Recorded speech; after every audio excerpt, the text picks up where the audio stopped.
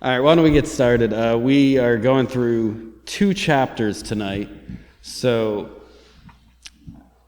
I'm still going to ask questions, do different stuff. We're still going to do as much justice to the text as we can.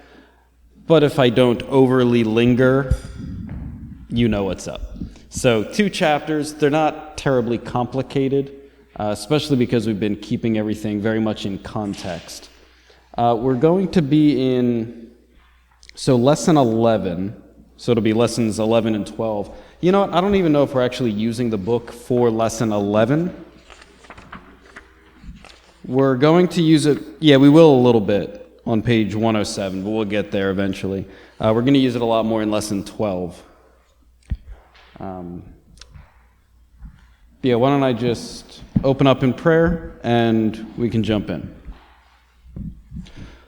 Lord, I thank you for this day that you've given us. I thank you for this time of study. I thank you for everyone who could make it out. I just pray that you would be with us during this time. Help us to understand your word, not only as it is in its original context, but help us to pull it into our lives today. Just pray that we would understand it well enough that we can see its application here and now and have a closer walk with you because of it. In your name, Jesus, I pray. Amen. So this is our penultimate episode, if I can put it that way. Next week is the last one. Romans 13, if you just kind of approach it on its own, you might think, well, Paul's just kind of going out of the blue here. But I really don't think that's the case. Since we're dealing this whole time with the book of Romans in this Jewish-Gentile problem existing within the church at Rome, he walked us through sin, salvation, the nation of Israel. Last week was sort of how to live as a Christian community because of everything that was said. And if you remember, chapter 12 ends with talks of not taking vengeance into your own hands, especially within the community, but, in society in general. So then he sort of is transitioning chapter 13 to talking about the government and sort of its role in vengeance. That word actually comes up again, and he's talking about the purpose. So as he's talking about how to live a Christian life within the church community, he then is talking about living a Christian life in the larger, broader civilization. So that's where his line of thought is going. So we'll just jump in. We'll read Romans 13, 1 through 7, and I'll get your thoughts. Romans 13, 1. Let every soul be subject unto the higher powers, for there is no power but of God. The powers that be are ordained of God. Whosoever therefore resisteth the power resisteth the ordinance of God, and they that resist shall receive to themselves damnation. For rulers are not a terror to good works, but to the evil. Wilt thou then not be afraid of the power? Do that which is good, and thou shalt have praise of the same. For he is the minister of God to thee for good. But if thou do that which is evil, be afraid, for he beareth not the sword in vain. For he is the minister of God, a revenger, to execute wrath upon him that doeth evil. Wherefore ye must needs be subject, not only for wrath, but also for conscience sake. For this cause pay ye tribute also, for they are God's ministers, attending continually upon this very thing. Render therefore to all their dues. Tribute to whom tribute is due, custom to whom custom, fear to whom fear, honor to whom honor. All right, Romans 13. What jumps out at you right at the beginning? Are you familiar with that passage? Yeah, that's come up before.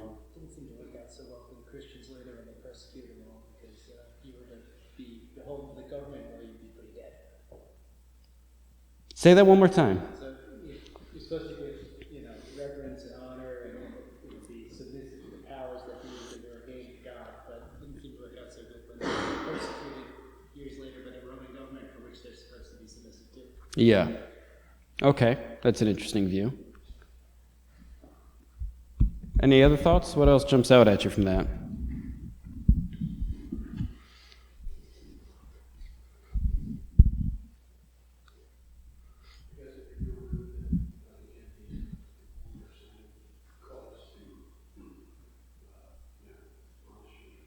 Mm-hmm.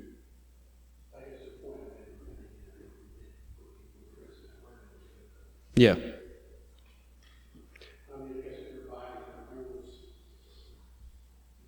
Right. Yeah, if they're abiding by their rules, they should be doing justly. Yeah.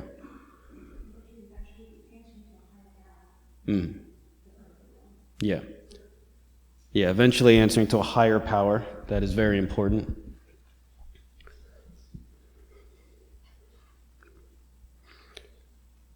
So, yeah, go ahead. Oh, I thought you were going to say something. Oh, okay.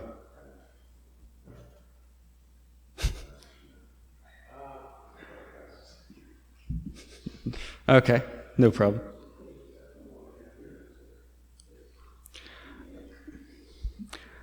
Okay, so I want to bounce off of what Greg said initially. So Greg was saying that this, doesn't necessarily work out all that well as Christians are submitting under, once the Roman government specifically starts persecuting Christians. Is that correct? Does this not work out? Does something like the Roman persecution of the church prove Paul wrong? Are Paul's statements absolutes? Are they, how do we take all this? I think he was trying to encourage them to not believe, and Greg's absolutely correct, because once they decide they're going to persecute you, it doesn't matter what you do. But it's almost kind of like, don't have that attitude in the beginning. Mm-hmm. Kind of like, let's see what happens, and then, Mm-hmm. Okay. So at least you're not the cause initially. Mm-hmm. Okay, so you're seeing this more as like laying down the principle of how you should be acting towards the government, not necessarily what benefits may or may not come. Okay. And then what Kim said as far as eventually you're going to answer to a higher power and so that. Mm-hmm. Yeah. Okay. He said guidelines for how to live. Mm-hmm. So, because if we didn't have this, people would maybe think, take the whole in their own hands and Yeah. just do what they think is right. Mm-hmm. And paying their taxes and all that. Yeah. And it would be pretty easy to rationalize that kind of stuff, wouldn't it? Like, hey, we know who the true king is. We don't claim, we don't need to bow to your king. And in a sense, that's true. But in another sense, we have this annoying section of scripture that, ties their hands a little bit. And, yeah, okay. So, yeah, verses 1 and 2. Let every soul be subject unto the higher powers, for there is no power but God. The powers that be are ordained of God. Whosoever therefore resisteth the power resisteth the ordinance of God, and they that resist shall receive to themselves damnation. Okay, so I think we're all in agreement that this is not a call to absolute obedience at all times, in all places, to all governments. Because, for example, Paul himself, in preaching the gospel, is in defiance of, at the very least, the Jewish ordinances of his day. Very shortly, he will be in defiance of Roman law in his day. We read the book of Acts. We've seen temple leaders tell Peter and John, hey, do not preach in the name of Christ, and they go out and keep it up and increase. At the very least, we can say this is not absolute. And I think to do that would be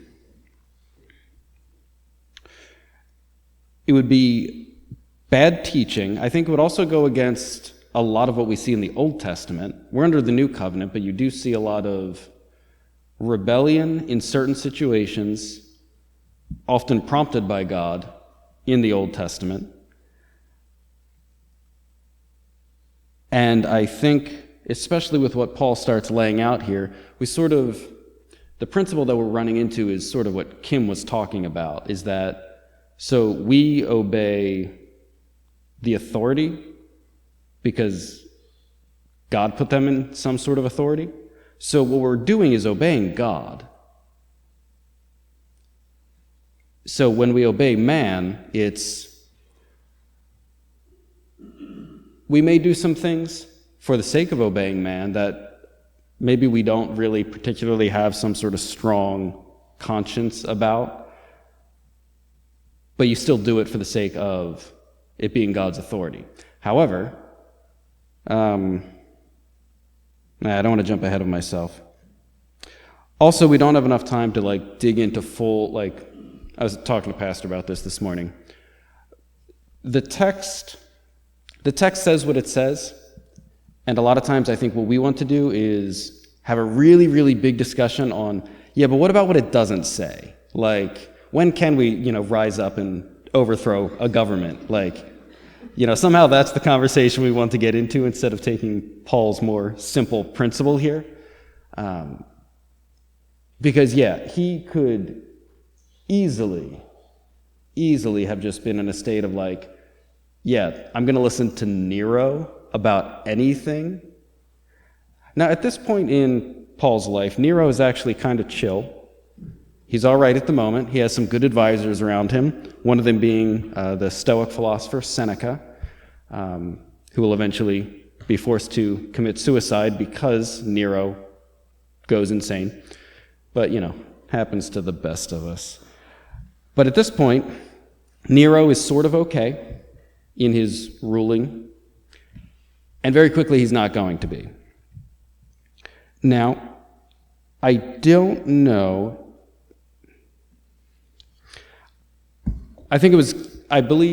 Okay, I'm sort of rambling here. I'm trying to take a few ideas of what Greg said, what we've been discussing here. This is true. This is in the Bible. So it's not like, as Nero begins his persecution of Christians, I don't think we look at this and go, oh, Paul, what were you thinking? You made a mistake here. Clearly don't be in submission to the local government. I think you see a lot in Revelation, especially where, we will overcome by the blood of the Lamb, the word of our testimony. I forget what early church father said, the blood of the martyr is the seed of the church, or something like that. Something along those lines. Where the fact that early Christians submitted to earthly authority was actually a huge part in the furthering of Christianity in its earliest days. The martyrs weren't failures, if we can put it that way. By following Christ, by following Paul, they actually do a lot of good and end up changing the Roman Empire fundamentally. You got to think, you have 120 in an upper room, 1 century, and then about 300 years later, Christianity is the official religion of the Roman Empire. Now we can talk and dispute about the idea that Christianity merging with Rome is probably not for the best in many ways. However, that's a big deal. It's not that much time that a religion, a faith, Jesus, takes over the Roman Empire, essentially. That's not a small feat by any stretch. No matter how difficult things get, this passage isn't a mistake. Let me just run through a couple thoughts, and we'll we'll move on. We don't really need to say a lot about it unless you guys have questions. Okay, so verses 3 and 4, this is what government should be. This is sort of like what Ron was saying. When it's functioning well, this is what it should be. Rulers are not a terror to good works, but to evil. Wilt thou then not be afraid of the power? Do that which is good, thou shalt have praise of the same. For he, the government, is the minister of God to thee for good, but if thou do that which is evil, be afraid, for he beareth not the sword in vain. For he is the minister of God, a revenger to execute wrath upon him that doeth evil. This is the legitimate purview of government. This is what God is instituting to rule mankind. He wants civil magistrates. They are given the sword. They wield the sword justly in God's authority. That's what they should be doing. Especially here, like the Bible is not pacifist by any stretch. Evil needs to be put down justly by ruling powers. That's a very legitimate view. And you can start seeing when a government is going outside of God's design for it, as this stops being a reality for whatever reason. If they are persecuting the good, if they are punishing good, if they are praising evil, if they are doing violence against the good, if they are not doing violence against evil. These are sort of basic ideas of, this is what government does.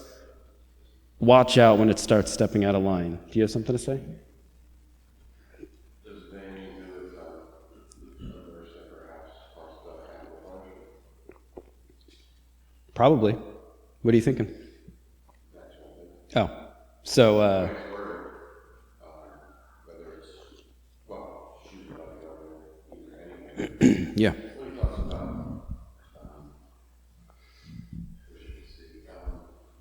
the minister of God is ready to execute wrath upon him that doeth evil. Yeah.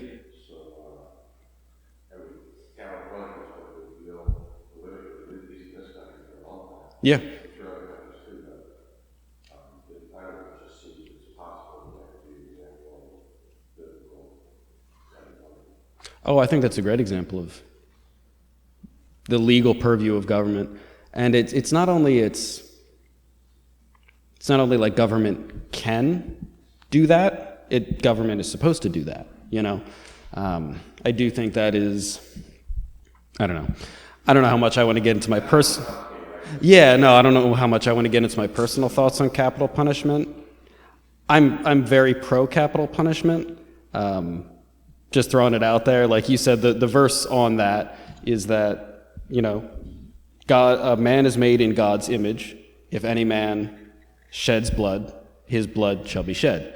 Like, the death penalty is the only just way to deal with murder. Governments now debate that. I don't know, I think you could probably argue that there's an unusual level of cruelty by, instead choosing to lock someone up in a cage for the rest of their life. That somehow that's the nice option. I don't know. I could debate it. But yeah, no, that's true. Maybe I'll cut some of this from YouTube. This is getting weird. It's getting weird already. We're 20 minutes in.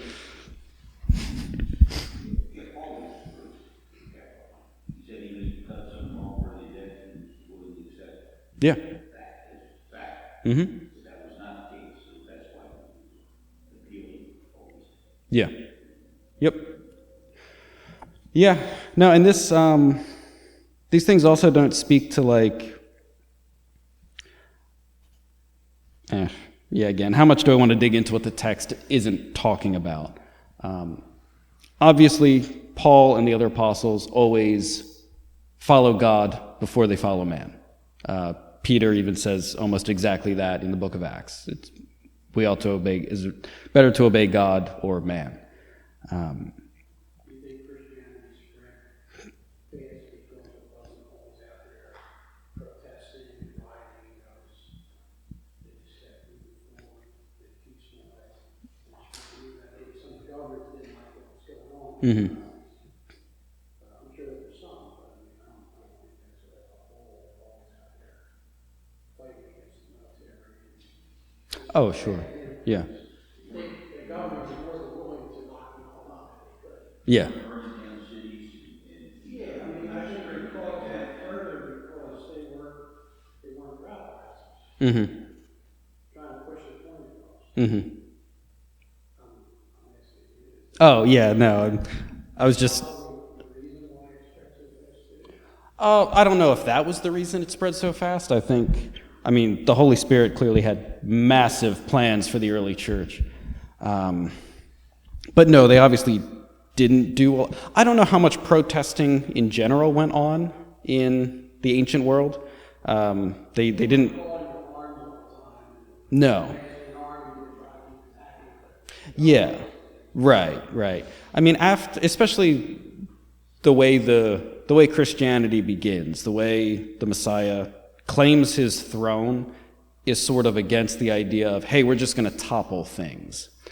However, they do, like even Paul uses the legal things that are in his means. So as Paul is accused of things before the Jewish leaders, before Rome, he's mounting a defense. He appeals to Caesar. He uses his legal standing that he does have. And that's a big deal because, so we have certain laws for, a million different things in this country. And because those laws are in place, that actually gives us standing to speak out against certain things. Like, okay, Nero is a despot, and you can speak about things on moral grounds, like, oh, hey, you shouldn't be, setting people on fire in your courtyard. But there's no law against it. Like, there's no legal repercussion against that. Whereas one of the great things about our modern country is that, oh yeah, when leaders do things, you can speak out against them and actually potentially have legal ramifications to it. Yeah, we could go a lot of places with that, but yeah, the church, I think, spread very well early on just because of its faithfulness, probably almost because of persecution. I don't think that's necessary for the spread of the church, but the death of the saints was very important to how that took off and how the world viewed them, and that basically put an end to the Colosseum. There's a whole big story about that in the 3rd century of Christians being fed to the lions, and it was such a moving spectacle. Other people started trying to take their place, and it was a whole big mess by Rome's standard. And their peace and willingness and submission actually got the Colosseum shut down. It's a whole, I forget which church father was involved in that, but it was a big thing. The attitudes of the early Christians wrecked the Roman Empire. They didn't know what to do with it, that culture of violence and order couldn't really stand up against the love and self-sacrifice that the early church showed. But we should move on.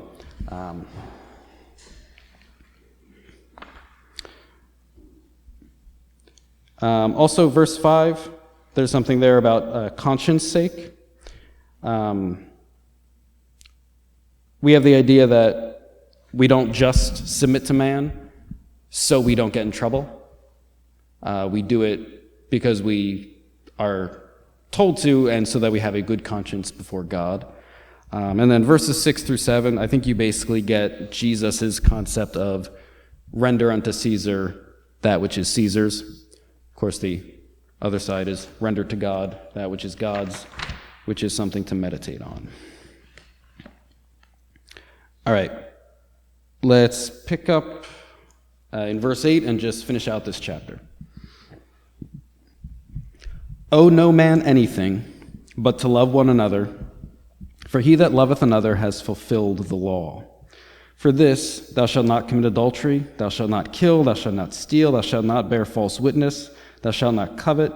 And if there be any other commandment, it is briefly comprehended in this saying, namely, thou shalt love thy neighbor as thyself.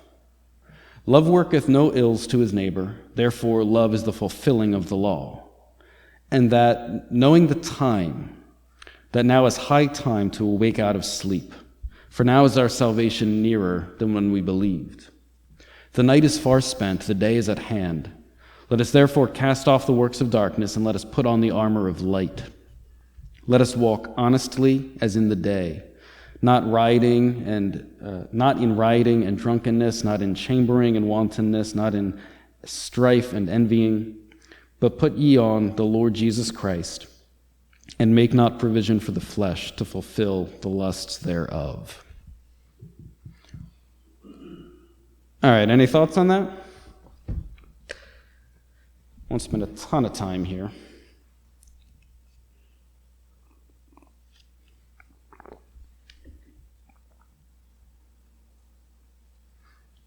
Yeah, what verse is it that says put on the new man?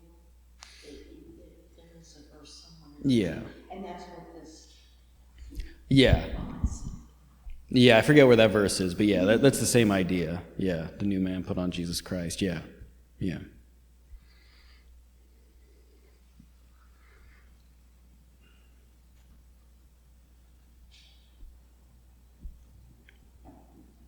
Is it kind of referencing Ecclesiastes, Yeah, I don't know if he's intending a reference, but it could be. It's a similar idea. You're right. Yeah, it seems here he's sort of like, obviously he kind of transitions from like the civil government to like your neighbor, the people around you. He's sort of transitioning out of just the church world to the world around you. But yeah, he's kind of like step it up. Like the time is moving. It's marching on. It's an interesting phrase here. Salvation, what is that, verse 11? For now is our salvation nearer than when we believed. Like, you're closer to heaven now than you were last week. That kind of thing. Like, the Lord's coming sooner now than he was when you first got saved. verse 86, owe no man anything, love one another. Mm-hmm. What does owe mean in that case? Does owe typically means like you borrowed something, you have to return, or you owe them something they've done for you, but loving them should be the inverse of that, right? Yeah. So what I take from that is sort of exactly the inverse of that, is like, don't owe anyone anything, you owe them love. Like, love them like you are obliged to because of what Christ did. Yeah, so I kind of take that just straightforward like that. I suppose there could be other thoughts. And he did do it with his specifics of do's and don'ts. Mm-hmm. Towards the end of that verse, I guess, really. Oh, yeah. Mm-hmm. Thou shalt not sin, and Yeah. other things that we shouldn't do. Right. Which we have not seen a lot of that. We saw more of that in the Old Testament, Mm-hmm. but he's thrown a few things in there. Yeah. Well, and it's interesting.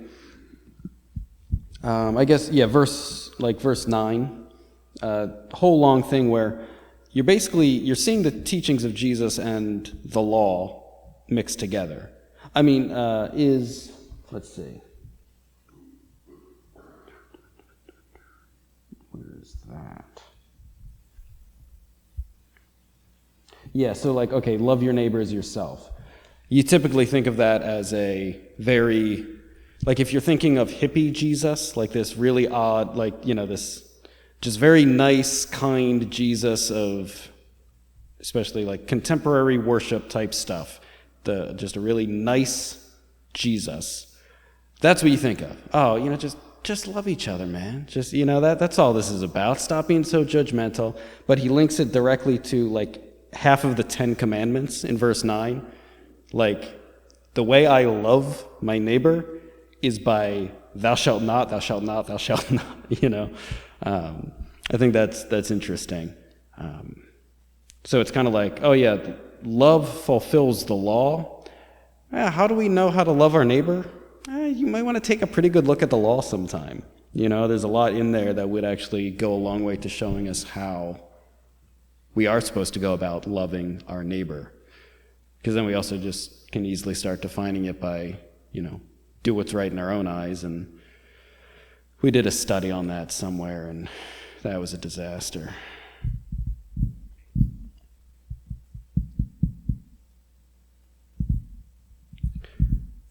Yeah, so he's sort of transitioning us back to the verses, back to the churches, because he kind of went, chapter 12 was very spiritual, church-centered. He kind of went wide with the government stuff, and then he starts bringing you back a little bit. He starts bringing you to your neighbors, the people around you, and then about how we're supposed to love them. And then he's going to dive back directly into church issues as we hit chapter 14. But yeah, I do like verses 11 and 12, like Ron was pointing out, where I think it's just like, get serious, wake up.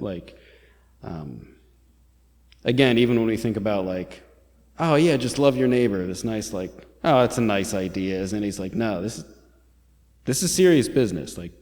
Let's start doing this. Things are moving. And then in your book, on page 107, the one thing we're going to read from this chapter, probably a little ways down the page, or most of the ways down the page, a paragraph starts with, Paul described this from verses 13 to 14, this honest or honorable walk with negative terms, verse 13. Not in rioting and drunkenness. Rioting means revelings, as in Galatians 5:21, or carousing. Not in chambering and wantonness means not in sexual promiscuity and sensuality. Not in strife and envying. These words are clear enough, though envying might be rendered jealousy. Thus, of the 6 sins mentioned here, the first 2 are sins of gluttony, the second 2 are sins of impurity, the third 2 are sins of temper. So yeah, even, be an honest person. That's what Paul's saying, and then he layers it in with a whole host of thou shalt nots again. Okay, so let's roll right into the next chapter. We're making decent time.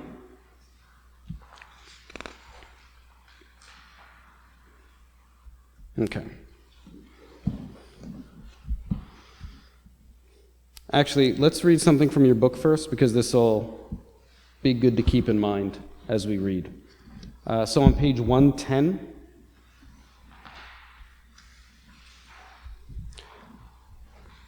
hopefully a paragraph that starts with, Paul addresses the problem of differing convictions between weak believers and strong believers.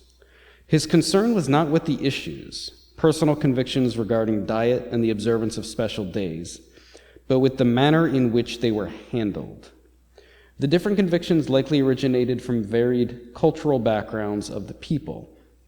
The problem may have been related to Jewish customs, although the passage does not indicate that it was exclusively a problem with the attitude of the Jewish believers. So, in my opinion, this is why he's writing the book, if I can put it that way. The problems that he is outlining in chapter 14 are the problems that he is writing about.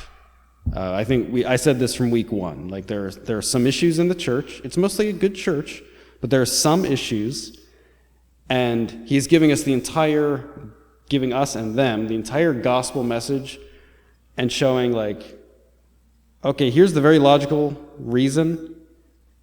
Because of all that Christ has done, here's what you guys should look like as a church community, as a community of people who are redeemed, who follow Jesus. This is what needs to change. So he brings us in here, and I want to keep in mind, as we have been the whole time, we're dealing with Jews and Gentiles. There will be a temptation to let this chapter just fling wide, and we need to be careful with that.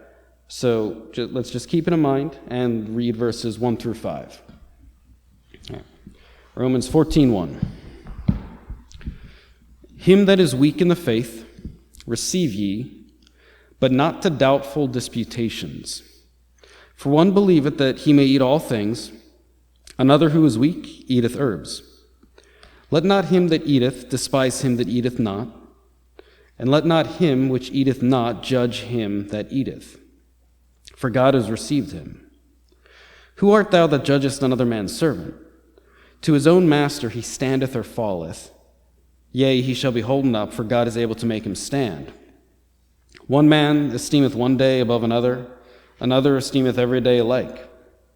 Let every man be fully persuaded in his own mind. All right, opening thoughts, questions, concerns. Basically, just get off of everybody's case.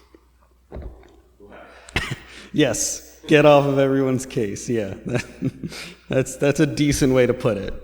Perhaps with some caveats, but that is a decent way to put it. Yeah.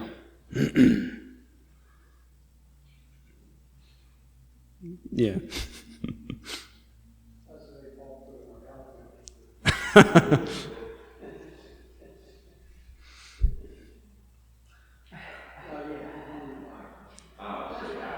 Yeah, could have gone either way. Yeah.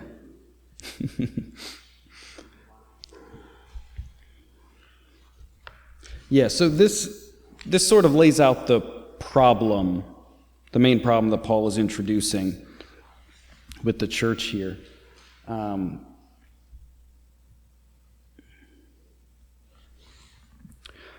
Of course, the problem is, so like, we'll dig into the problem a little bit, but so there are obvious problematic implications if our general attitude is, hey, just get off each other's backs.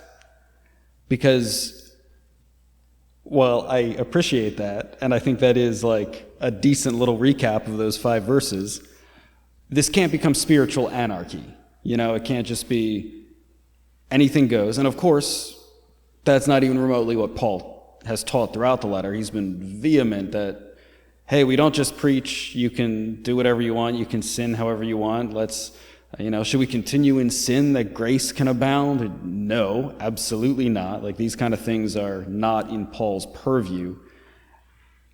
And knowing he is a strict, devout, holy Christian man, he kind of says, hey, get off each other's backs. Like this. Especially the opening word there, or the opening verse there is important. So, him that is weak in the faith, receive ye, this person with like a weaker conscience, but not to doubtful disputations.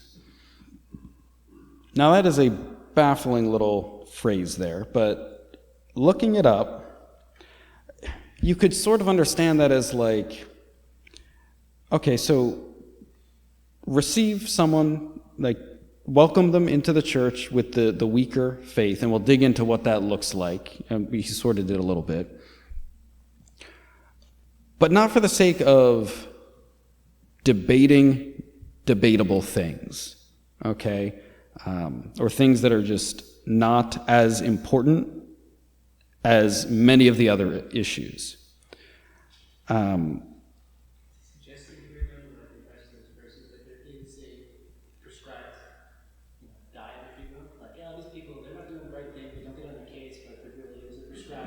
Mm-hmm. The Jewish people had it, but as he said, in this case, the Gentiles should also, we're not going to part one because it's really not that important. Oh, interesting. So it's sort of the exact opposite. Really? Yeah, and maybe it'll become clearer as the chapter goes on. Why don't we let's dig into a section in the book that has we're actually going to answer a lot of questions, hopefully, and I think these issues will come into clearer focus. All right, on page 111, paragraph starts with, Paul noted 2 areas of concern in the church at Rome, areas that aren't a problem today, but provide case studies for us to learn from. Some weaker Christians would not eat meat. Perhaps some believed it was necessary to be vegetarians. Some Jewish believers may have feared eating meat offered to idols, or perhaps they insisted on keeping the Jewish regulation against pork. Others in the church, however, had no scruples about eating meat. Now, that seems to be exactly what's going on here. However, oddly enough, like vegetarianism isn't really a thing in the ancient world.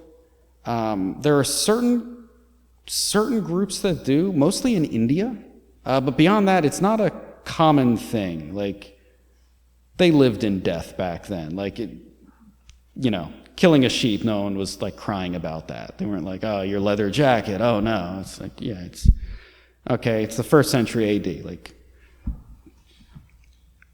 so when they talk about eating, KJV says herbs, that like vegetables, that kind of stuff. So it was a common thing for Jewish people to do when they were in mixed company. They would only eat like the fruits and vegetables and stuff because of the kosher laws. Because as you may or may not know, like, yeah, of course the Torah has, okay, don't eat this animal, don't eat that animal.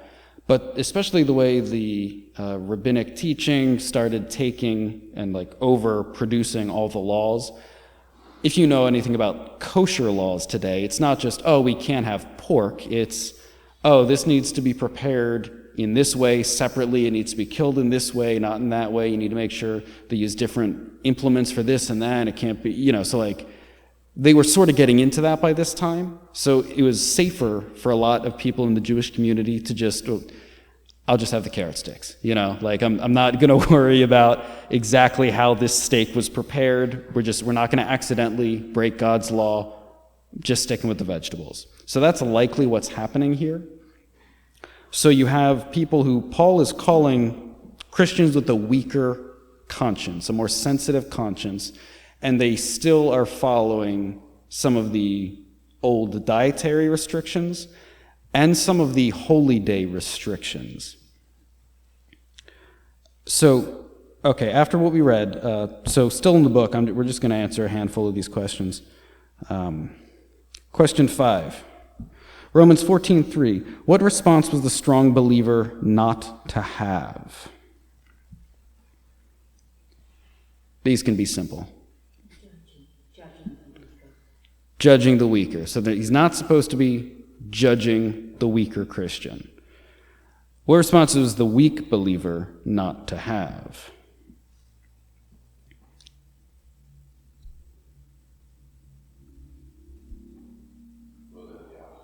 It's the opposite. Yeah, these are simple.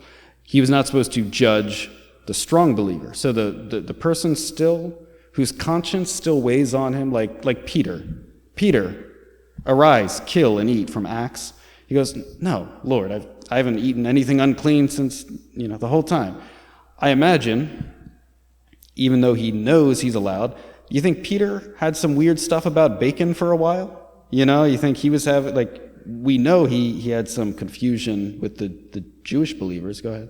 So when you're saying weak, though, you're not necessarily talking about their faith, you're talking about a sensitivity where their conscience will go out. Yes. I just want to make that clear. Mm-hmm.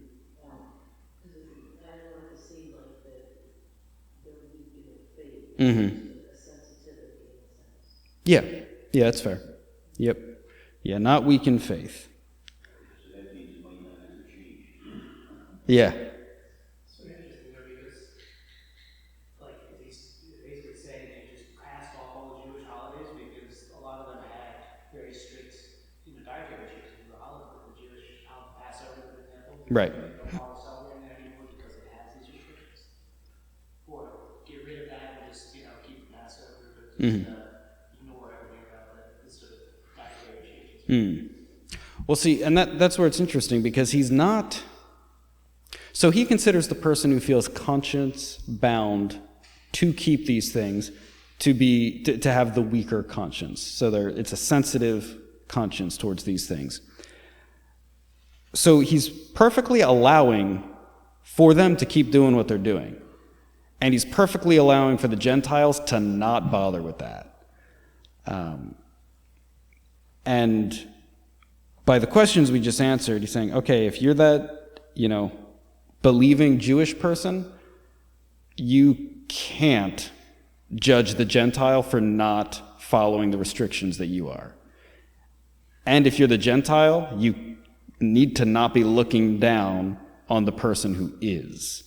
So he's really, and I think it follows from chapter 13 nicely, where he's like, hey, get in gear. We have to be loving our neighbor. We have to be in submission. Chapter 12 about, the living sacrifice, like we're doing things for each other's sakes. We're part of one body. And then last week I said it was where the rubber meets the road, but I think this is really it, because this is really where things come together in the context of brothers and sisters in Christ, and he's not allowing for either one of them to be condemning each other on these things that he says are just, doubtful disputations. And we know Paul is perfectly comfortable operating in both worlds. He says, I became all things to all men that I may win some. When he was with the Gentiles, he ate whatever the Gentiles ate. He kept their customs as long as they were in accordance with what God allows.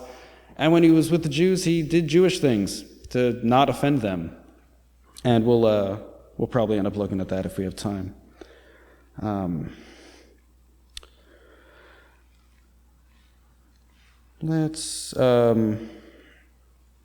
Okay. Real quick, question 7, because we sort of answered this. What are some other sinful responses that both groups could have had? Imagine you're either one of those groups. How could you respond sinfully against the other?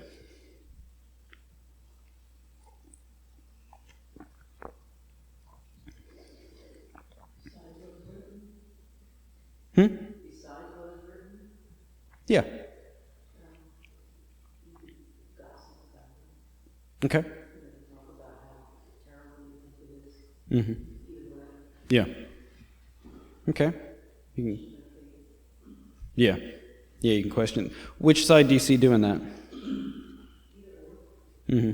Because a lot of people would look at it and say, well, I feel it this way, and they're obviously wrong. Mm-hmm. Yeah, you could start another church, yeah. Yeah. Second Baptist Church of Rome. Yeah. I think you could start judging just about anything else. I think when you start to judge on something, it's kind of like opens the gate sometimes. And then you can start getting on about something that's not what we're really talking about. Yeah. And then things sort of just keep snowballing at first. Right. Yeah. Yeah, because how easy would it be for both sides to really turn the screws on each other? So, okay, let's just take the food issues. Okay, so you're the Jewish believer and you go, yeah, look, I know it's lawful to eat these things, and yeah, the Gentiles are included, but the law of Moses is important. That's a big part of the Bible. I would rather, be under submission to that, because this is a good, holy thing that orders my life. Like, why are you just eating, doing whatever? Why are you doing these things that the pagans do? Like, you've been saved out of that. Why are you still going back to that? And then if you're a Gentile believer, you go, look, we're set free from this law. Christ came to be our king over everyone, not just the Jews, not just the children of Moses, not just that law. I've been set free from that. Why on earth are you causing me to go back into bondage to this system that we could never keep to begin with? Who's right, who's wrong? Is keeping the Mosaic law beneficial in certain ways? Absolutely. That can be really beneficial. The law is awesome. It gets weird at times, but the law is really useful. Even like I was saying earlier, knowing how to love your neighbor. There are laws about borrowing your neighbor's ox, and if that ox dies or is injured while you're using it. We don't have a lot of oxen around here. Yeah. But it's okay, so lawnmowers. Same idea. You're plowing your field. You're doing yard work. You're doing stuff like that. Okay, Ron has 1 million lawnmowers. If I borrow a lawnmower from Ron and it dies on me, I need to In that situation, I need to do the loving thing. What is that? Never talk to Ron again. So what the Mosaic law says, okay, if you rented that lawnmower, or let's say you borrowed the lawnmower, Ron was gracious and just lent it to me, and it dies while I'm using it, the loving thing to do would be to replace his lawnmower. Now, if Ron rented the lawnmower to me for a cost, the Mosaic law says, no, if it dies on you, that's in the cost of the rental. That's why he's renting it out, so he can replace it when it inevitably dies. If he rented me that lawnmower and it dies, according to the law, I shouldn't feel bad about not replacing that. Now, is this absolute? No. I can always transcend the law through greater love. If Ron lent me the lawnmower and it broke, Ron could be extra loving and say, look, don't even worry about it. I go, no, I want to replace it. And he could go, no, you don't. It's okay. It's fine. If I rented the lawnmower from him and it breaks and it's technically legally on him, I could go, look, no, you charged me $10. It's fine. I got that. Like, I'll replace it. I feel bad. I hit a rock. I should have seen it. You can transcend the law through further love, but the way I love my neighbor in that case is outlined in the law of Moses. And I realize I'm going super far afield in what all I'm trying to say is the Jewish believers had a point. They had a good point. I'm sorry.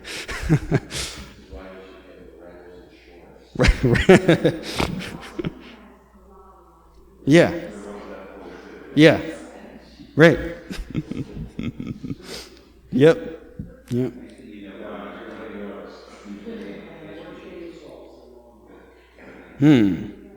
Good to know.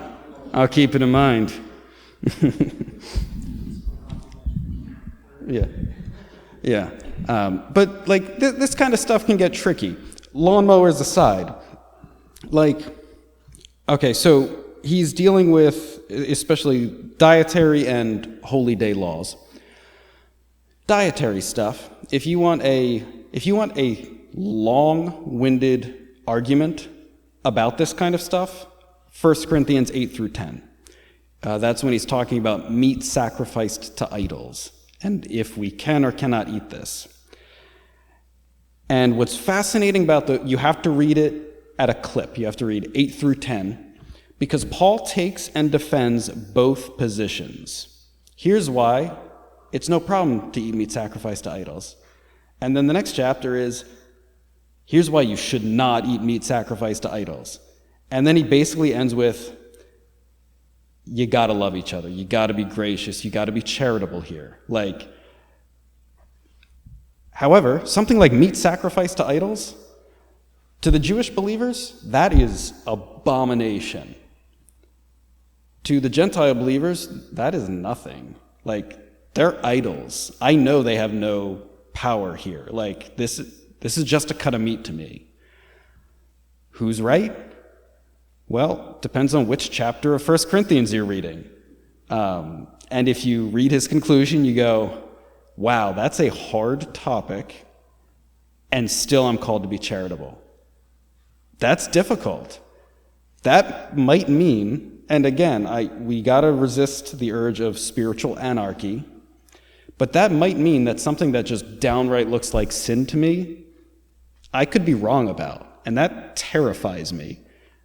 Because I could be, I'm wrong about something. Probably many things. Yeah. Yeah, you can get the lowdown from Anna on that.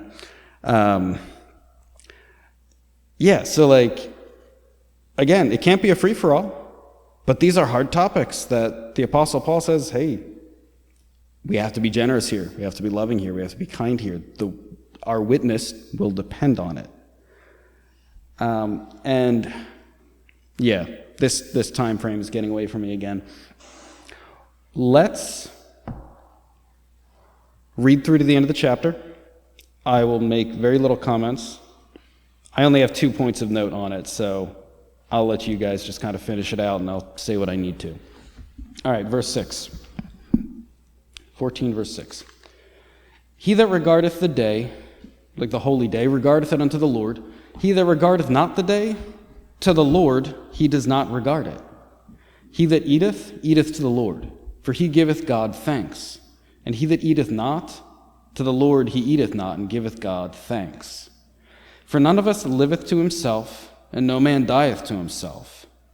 Whether we live unto the Lord. Whether we die unto the Lord. Whether we live, therefore, or die, we are the Lord's. For to this end Christ both died and rose and revived, that he might be Lord both of the dead and the living. But why dost thou judge thy brother? Why dost thou set at naught thy brother? For we shall all stand before the judgment seat of Christ. For it is written, As I live, saith the Lord, every knee shall bow to me, every tongue shall confess to God. So then every one of us should give account of himself to God. Let us not therefore judge one another any more, but judge this rather, that no man put a stumbling block or an occasion to fall in his brother's way. I know and am persuaded by the Lord Jesus that there is nothing unclean of itself. But to him that esteemeth anything to be unclean, to him it is unclean. For if thy brother be grieved with thy meat, now walkest thou not charitably. Destroy not him with thy meat for whom Christ died. Let not then your good be evil spoken of. For the kingdom of God is not meat and drink, but righteousness and peace and joy in the Holy Ghost. For he that is in these things serves Christ, is acceptable to God and approved of men. Let us therefore follow after the things which make for peace, the things wherein one may edify another. For meat destroys not the work of God. All things indeed are pure, but it is evil for that man who eateth with offense. It is good neither to eat flesh, nor to drink wine, nor anything whereby thy brother stumbleth, or is offended, or is made weak. Hast thou faith? Have it to thyself before God. Happy or blessed is he that condemneth not himself in that thing which he alloweth. And he that doubteth is damned if he eat, because he eateth not of faith. For whatsoever is not of faith is sin. All right, so we have virtually no time, but anything jump out at you? Anything we want to discuss there? I got just a couple things.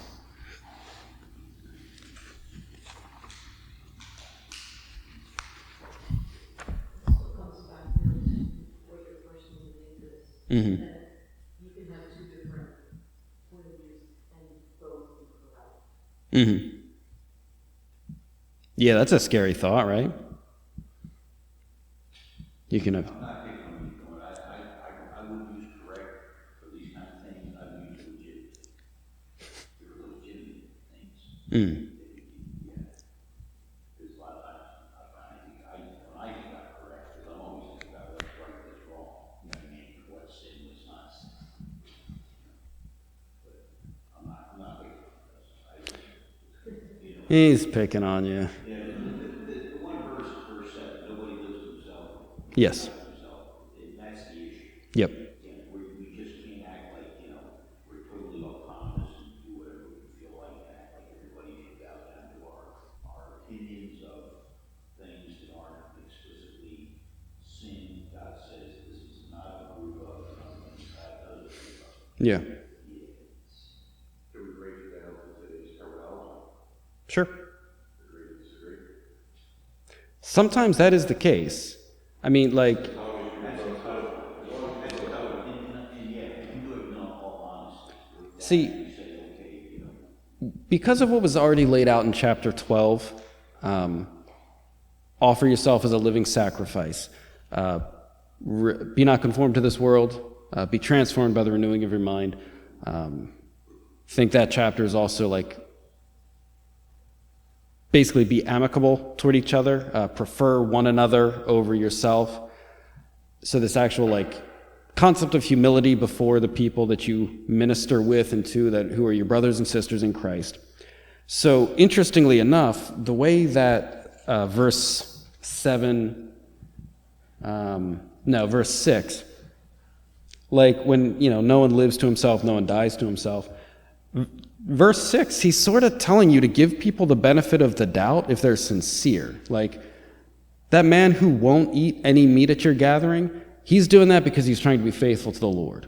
The man who will eat whatever and give thanks for it, he is trying to be faithful to the Lord. If we believe that if we actually have enough goodwill toward fellow believers to think that, hey, look, this thing, maybe I have some problems with it. If I actually believe they're doing it for the Lord, maybe I need to back off a little bit.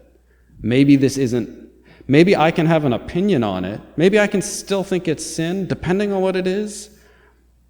Maybe my responsibility is just to be faithful to God and not to worry as much about what I think about his faithfulness, because God's going to judge him.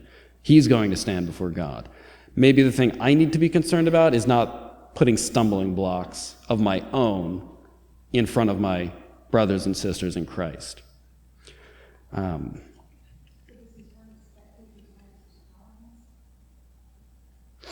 That's interesting. Yeah, one step past tolerance.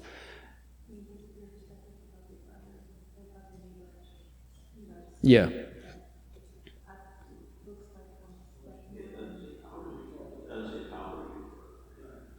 Yeah, no, I think that's what she's saying. Yeah. Is there a verse that says tolerate your wife? Tolerate your husband? The Jews at the time thought that doing this was sin by letting their Gentile, Yeah. Gentile believers do this. It's letting them do it a stumbling block in itself. It's like, do they have at this point of trying to, reconcile that that's not a sin, right? Right. So they have to. Right. Yeah. Yeah, it's tricky. Because this almost makes a category for things where believers have to agree to disagree to an extent and have to be able to acknowledge, gosh, I guess this thing isn't sin. My conscience can't bear it. And that's actually, like we were talking about, weak in conscience, not weak in faith. I don't know that I have that much humility to sit there with things and go like, you know what? That's not sin. I don't know that I can handle that. I don't know that I can do that thing, but I can't call it sin. I don't know that I have a lot of those ideas in my mind. And then it is interesting, because again, Paul has been explicit in this letter. Just because he believes in grace does not mean he believes that it's just a free-for-all. Just do whatever you want, nothing matters. He obviously, the first 2 chapters is like listing abominations. He's clearly okay with calling sin. And then the way he's ending chapter 14, I have 22 underlined in my Bible, the second half. Happy is he that condemneth not himself in that thing which he alloweth. So okay, you're that Gentile believer, and man, you just want to have bacon sandwiches every morning. Your Jewish brother is not able to do this. Okay, you have faith. You have that strong conscience. Have it to thyself before God. Me and Pastor were talking about this morning, especially in the age of social media. You don't have to say everything you think. You know what? Maybe, this is fine. Maybe you don't need to, just be talking about this with your Jewish brother and sister. Maybe this isn't something that just needs to be shouted from the housetops because you love your brother and sister. Because you know that the thing that you consider good and fine before God causes them to stumble. Is this Christian being dishonest? No, no one has a right to every thought that's in your head. That's not how humans work. Yeah, but we're in this day and age, you gotta be careful. You're encouraged to do that often. Spout every thought, yeah. Yeah. Yeah, we were saying this morning, if you read the book of Proverbs end to end, you walk away with three things. Careful with women, careful with money, stop talking. Like that's basically the book of Proverbs in a nutshell. Yeah, and it's difficult. Yeah. Log on to Facebook, what's on your mind? Turns out no one cares.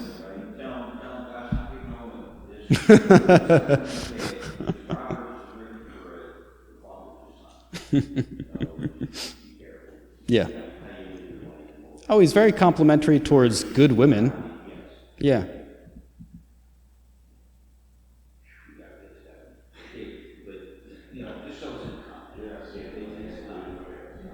Yeah.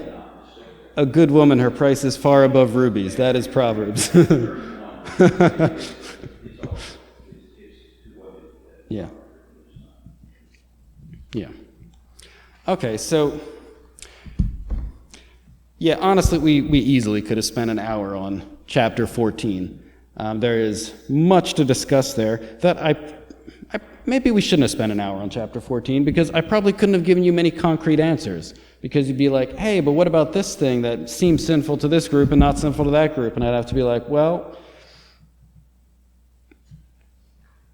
I don't know. Paul's been talking about this. Like, unless I have solid Bible for you, I think what Paul's saying is sometimes you're not going to, and sometimes that needs to be okay. However, this is a dangerous message in 2022 America because we tend to forget everything Paul says about, being holy and conform to the image of Christ and all these type of things and just go with, hey, well, I'm cool with it, so maybe the church doesn't need to know. So like, we need to walk a very fine line here. But yeah, we are past time. Maybe we'll I doubt we'll pick up on this next week. The last two chapters are easier, like especially chapter 16, we won't have to really comment a whole lot on, so it should be okay, but, we'll see what happens. Next week, last lesson of the series, and yeah, should be good. All right, why don't we pray? Lord, I thank you for this day. Thank you for this lesson. I pray that you would help us to just consider what we read from your word.